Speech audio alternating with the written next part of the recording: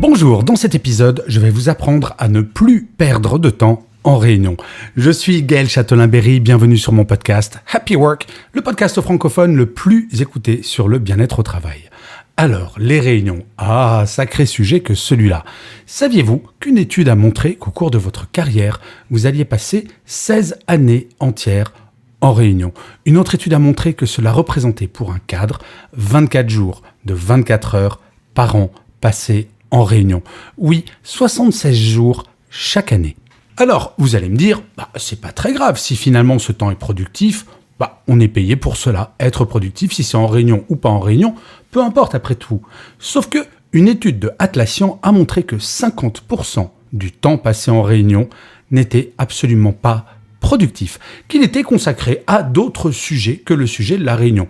Alors certaines personnes me disent, oui mais Gaël, les réunions ça sert aussi à des échanges sociaux, ça sert à faire du lien. Oui, mais ce temps se cumule au temps passé en pause à la machine à café. Il ne faut pas confondre les choses. Il y a le temps social, la machine à café, la cantine, les couloirs ou des échanges informels avec des collègues en allant les voir au bureau, et la réunion qui est supposée être un temps de travail. Or, il y a une sorte de tradition ou une habitude, une mauvaise habitude, qui fait que quand on rentre en réunion, il est tout à fait normal de perdre un temps de fou. Mais vous savez qu'il y a pire, 33% des salariés ont déclaré avoir déjà fait une sieste en réunion.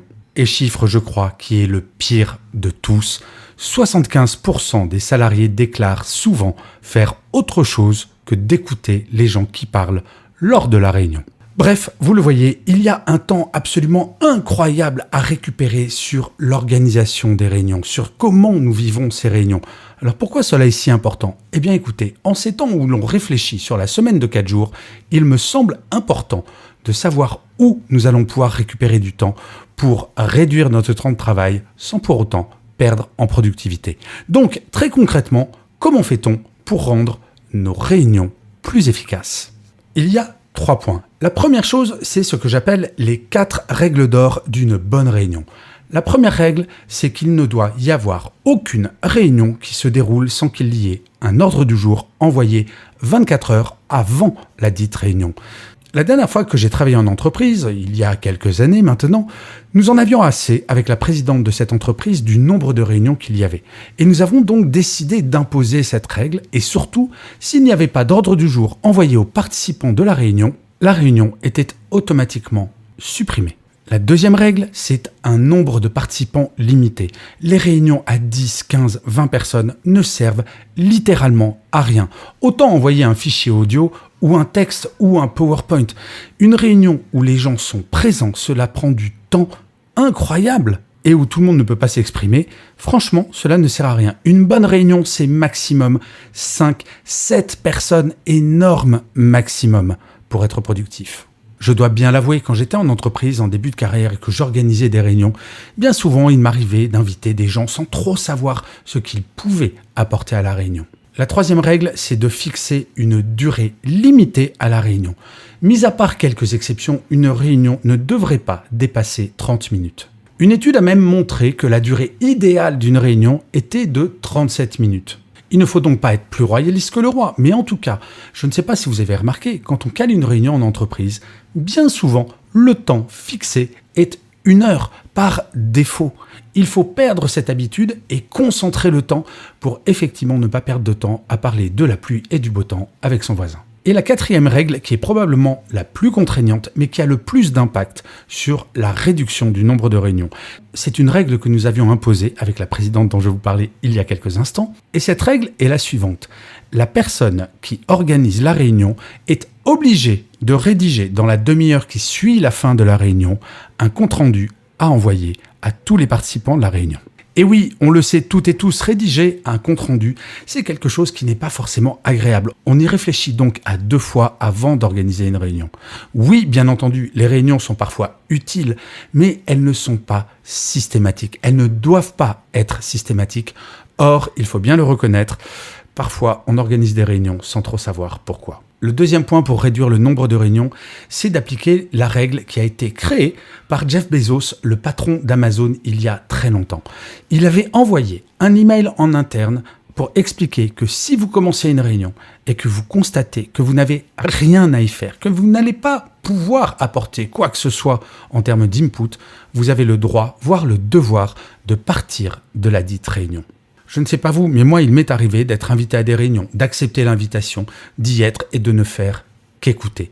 Si jamais, quand vous êtes en réunion, vous n'avez littéralement rien à dire, voire que vous ne dites rien, à ce moment-là, cela veut dire que vous avez perdu votre temps. Ce qui fait le lien avec le troisième et dernier point, il faut apprendre à dire non aux réunions. Si vous recevez une invitation à une réunion et que vous ne comprenez pas pourquoi vous êtes invité, vous ne comprenez pas ce que vous allez dire, vous ne comprenez pas ce que vous pourriez apporter au sujet, il faut soit demander à l'organisateur en disant « qu'avais-tu en tête en m'invitant ?» parce que je ne suis vraiment pas sûr de pouvoir apporter quoi que ce soit, et de dire, franchement, je pense ne pas être utile à cette réunion, bien sûr que je viendrai avec plaisir si toi tu penses que je peux l'être, mais être capable de dire non, c'est comme cela que l'on reprend la maîtrise de notre agenda. Par ailleurs, ce que je faisais quand j'étais en entreprise, je bloquais véritablement des slots dans mon agenda où j'étais disponible pour des réunions, mais je n'étais pas à la disposition de toute l'entreprise pour me prendre en réunion absolument tout le temps.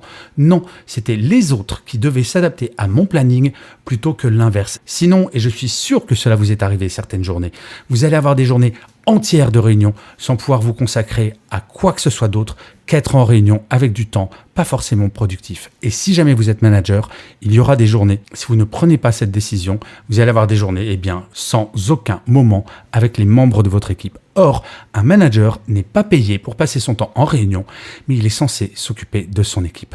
Alors, vous voyez, maîtriser ces réunions, il y a vraiment beaucoup de choses à gagner. Alors certes, il y a des habitudes à changer, mais déjà, pour commencer, à la fin de cet épisode, faites le bilan, vous, de vos réunions. Regardez sur les 3-4 dernières semaines le temps que vous avez passé en réunion, le temps planifié et le temps réel. Et regardez comment vous pouvez adapter cela pour gagner du temps. Je vous assure que dans 99% des cas, vous allez vous apercevoir qu'en changeant quelques petites choses, vous allez pouvoir gagner des heures chaque semaine pour vous consacrer véritablement à votre travail et à être plus productif. Et franchement, si on est en entreprise, on va pas se mentir, c'est tout de même pour être productif, pas forcément pour perdre notre temps en réunion, non ? Je vous remercie 1000 fois d'avoir écouté cet épisode de Happy Work ou de l'avoir regardé si vous êtes sur YouTube. N'hésitez surtout pas à vous abonner sur votre plateforme préférée. Cela vous prend 2 secondes et c'est très important pour que Happy Work dure encore longtemps. N'hésitez pas non plus, si vous êtes sur Apple Podcast, à mettre un commentaire. C'est également très important pour Happy Work. Et en plus, de vous à moi, ça me fait super plaisir. Je vous dis rendez-vous à demain et d'ici là, plus que jamais, prenez soin de vous. Salut les amis.